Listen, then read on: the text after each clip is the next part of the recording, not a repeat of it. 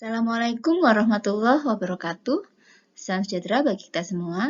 Alhamdulillah, pada kali ini kita akan melanjutkan diskusi kita seputar materi pemodelan dan analisis.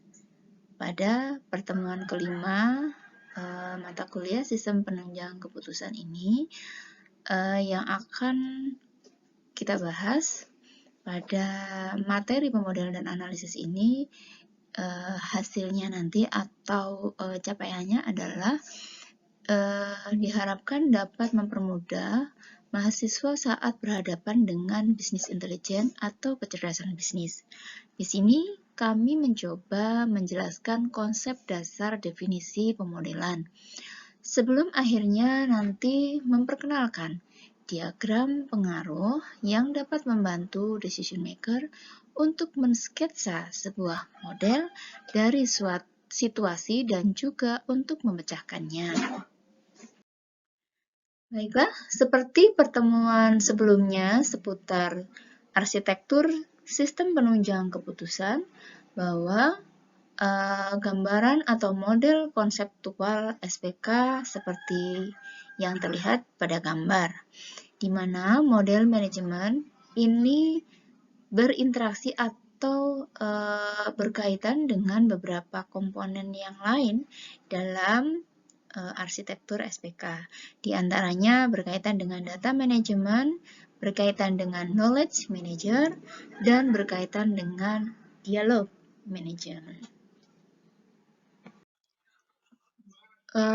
Beberapa isu utama dalam pemodelan meliputi yang pertama, identifikasi masalah dan analisis lingkungan. Berikutnya, identifikasi variabel. Selanjutnya, perkiraan. Kemudian yang keempat adalah penggunaan banyak model. Dan terakhir adalah manajemen model. Saya akan mencoba memberi penjelasan satu persatu dari isu utama dalam pemodelan tersebut. Pemodelan dan manajemen model yang dimaksud adalah pemodelan dalam manajemen support system. Freshipane Incorporation memiliki 3 jenis model. Yang pertama adalah model statistik atau disebut juga analisis regresi, digunakan untuk mencari relasi di antara variabel. Model ini merupakan preprogram dalam tool software pengembangan SPK. Yang kedua adalah model finansial untuk pengembangan laporan pemasukan dan proyeksi data finansial untuk beberapa tahun. Model ini termasuk semi terstruktur dan ditulis dalam bahasa khusus SPK. Yang berikutnya adalah model optimasi yang dibuat menggunakan model manajemen science. Disebut juga pendekatan linear programming dalam rangka menentukan pemilihan media. Untuk menggunakan model ini, SPK perlu antarmuka untuk berhubungan dengan software yang lain. Orang harus mengidentifikasi budaya organisasi dan proses pengambilan keputusan. Seperti siapa decision maker-nya, siapa yang mengambil keputusan. Kemudian keputusan ini akan digunakan pada tingkat atau level apa, middle, low, atau top. Bahkan bisa jadi faktor lingkungan yang menciptakan masalah-masalah itu.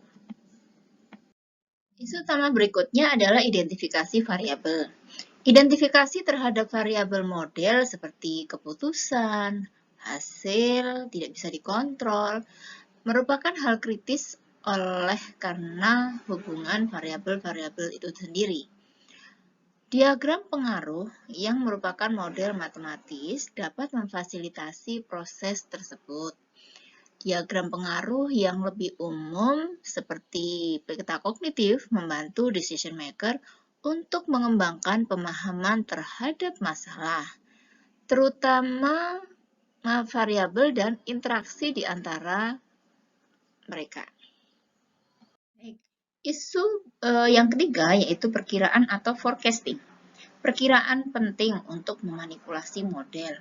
Karena saat keputusan diimplementasikan, maka hasilnya akan terjadi pada masa yang akan datang. Decision support system umumnya didesain untuk menentukan apa yang akan terjadi, berbeda dengan management support system, di mana dia didesain untuk melaporkan apa yang sudah terjadi. Nah, forecasting, kita bisa mengamati forecasting atau kebutuhan forecasting ini dibutuhkan oleh siapa saja. Salah satunya adalah e-commerce. E-commerce menunjukkan kebutuhannya terhadap forecasting atau perkiraan itu. Aktivitas e-commerce yang setiap saatnya terjadi sangat cepat gitu ya. Ada transaksi, pembelian, penjualan, dan seterusnya, dan ini akan sangat berulang dengan sangat cepat ya. Namun informasi mengenai pembelian perlu dikumpulkan dan dianalisis. Untuk apa? Untuk menghasilkan perkiraan-perkiraan. Sebagian analisis hanya meliputi prediksi permintaan. Jadi hasil dari mengumpulkan data dan menganalisis ini bisa digunakan untuk memprediksi permintaan. Namun kebutuhan siklus produk dan informasi mengenai pangsa pasar dan konsumen dapat digunakan untuk memperkirakan berbagai macam model untuk menganalisis situasi keseluruhan yang akhirnya bermuara atau mengerucut pada penjualan tambahan ya, karena kita e-commerce itu bisa jasa maupun produk, maka akan mengerucut pada penjualan tambahan gitu ya, bisa produk, bisa jasa. Sehingga e-commerce tadi tidak berhenti pada produk-produk tertentu saja, tapi akhirnya dia bisa memperluas atau menambahkan beberapa produk atau jasanya. Seperti itu. Berikutnya adalah isu tentang penggunaan banyaknya model. Decision support system dapat memasukkan beberapa model, bisa sampai puluhan model gitu ya. Masing-masing model tersebut merepresentasikan bagian-bagian yang berbeda. Contohnya pada sebuah perusahaan DSS rantai pelanggan bisa meliputi atau memasukkan lokasi untuk mencari pusat distribusi atau memasukkan juga model strategi produk, memasukkan model forecasting permintaan seperti yang sebelumnya dijelaskan tentang perkiraan permintaan. Selanjutnya juga bisa memasukkan model pengeluaran biaya, kemudian model simulasi keuangan dan risiko.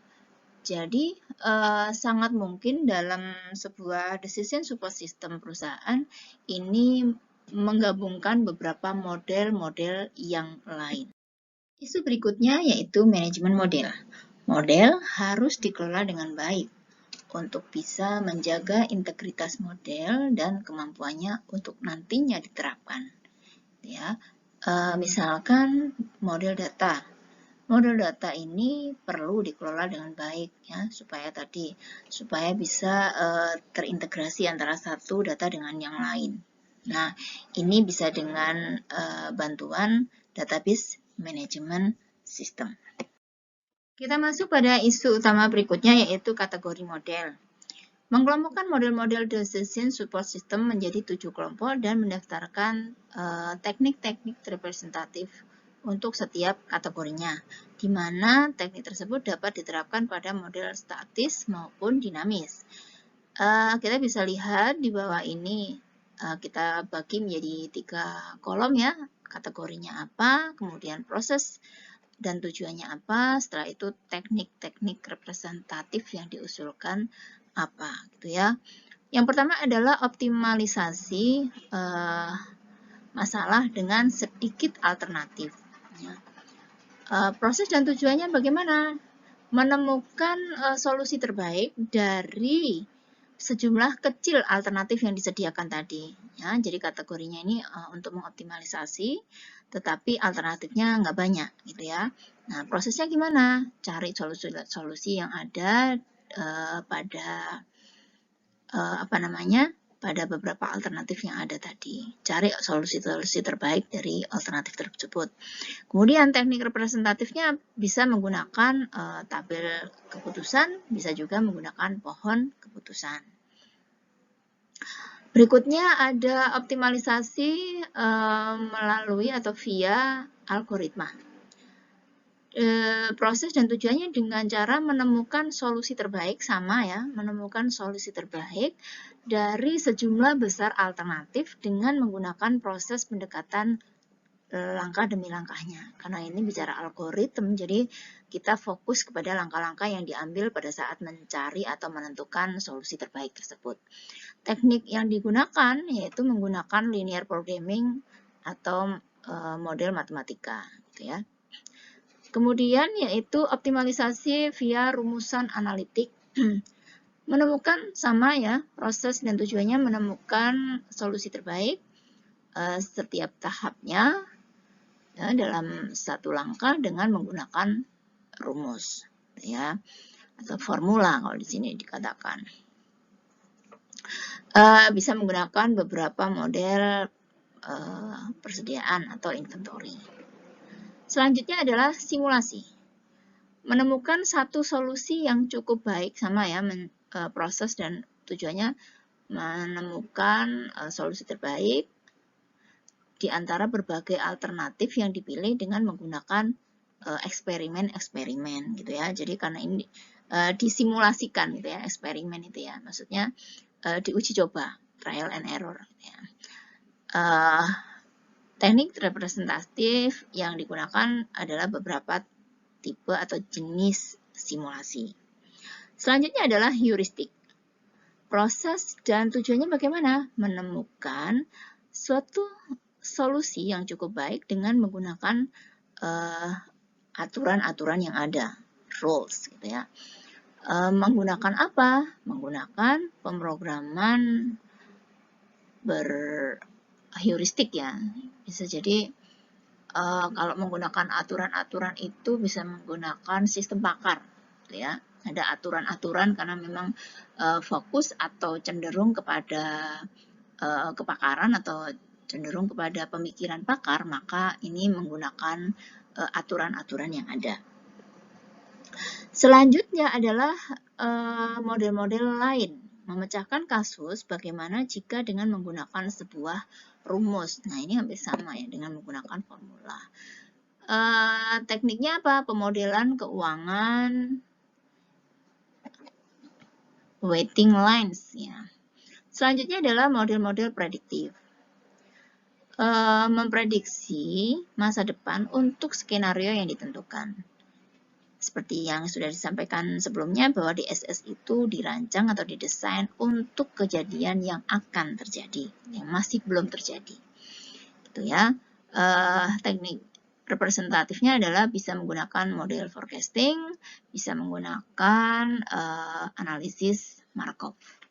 Seperti itu.